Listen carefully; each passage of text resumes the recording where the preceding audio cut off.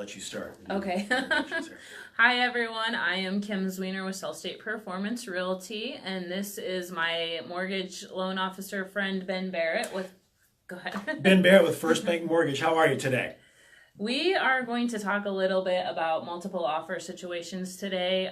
For the last probably 12 to 16 months, we've been in a very heavy multiple offer situation for buyers. You have to work really hard to get a house bought. So I invited Ben to be with me today to talk a little bit about best practices for buyers when they are looking to get into those multiple offer situations. Not on purpose, but because we have to. So we're going to talk a little bit about that today. All right. Thank you, Kim. Yeah, and this environment is as tough as we've seen in the 30 years we've been in the business. And what I share with everyone that you need to know is a lot of it has to do with what's the mental outlook that you have as a buyer coming to this market. This is not necessarily just an easy walk in the park. You have to be prepared to do battle.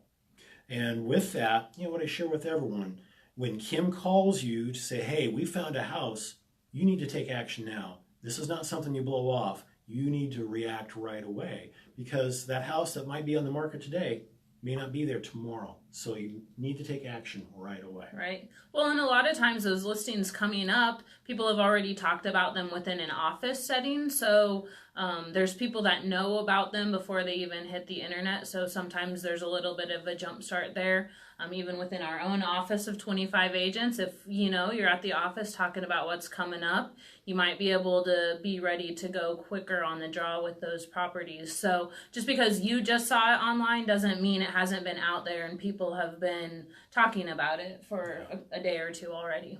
Exactly right. With our limited inventory, buyers may have to say, okay, if I meet 75% of the boxes on my checklist of what I want in the house, that's something you're going to have to take a look at because if you hold out for your ideal 100% checklist, you may never find the right house come up. So you can't be overly selective in this marketplace right now.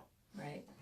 So I have a lot of buyers too, and once we go out a few times, I can really learn what you're looking for. So I think I have a couple of buyers, I'm sure that would tell you, we ended up buying something completely different than we thought we wanted. Absolutely. So definitely your agent is a good place to go for advice on to find what you're looking for.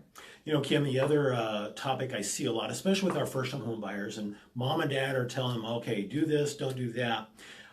When you get the call from Kim, you have to go look at the house, you're going to have to make a decision fairly quickly. Human behavior says, well, I need some time to think about this. This market has not given us that luxury of time to think about it. Now, there are some protective clauses that you can write into the contract. Yes. But in order to have your hat in the ring for consideration with the seller, you're probably going to have to make a decision fairly quick. And on top of that, you may have to be prepared. Oh, I'm going to have to give a price equal to what the seller's asking for. Yeah. So many times we expect a negotiation. I'm going to come in 10% below price. And with this shortage of an inventory, that's also not a luxury we have right now. And you might want to talk a little about this escalation clause because that is a whole new concept. It's like foreign, yet becoming a common practice. Right. So there's an escalation clause, which means you can go in and say that I'm offering this amount today, but if another offer comes in before you accept this offer at a higher price, I agree to pay up to this amount, in $500 increments or something like that. And there is a lot of pros and cons associated with that, so I'd be happy to talk to you about those, but that is definitely something that is happening. So even if you think you have your highest and best in and someone else comes in with another offer, they may have that escalation clause attached. You may end up losing a home over just a couple of $100s. So it is brutal and heart-wrenching. And we try our best to educate our buyers so that they are prepared for this. But sometimes it does take losing one or two that you have your heart set on before you realize how brutal the market is out there today. Yeah, we know how disappointed it is for our buyers to lose out and maybe lose out on multiple times. So, that's why we're doing this today. We want you to be educated, be prepared. So one, be ready to react and react quickly. Two, be willing to look at something that doesn't meet all the boxes on your checklist.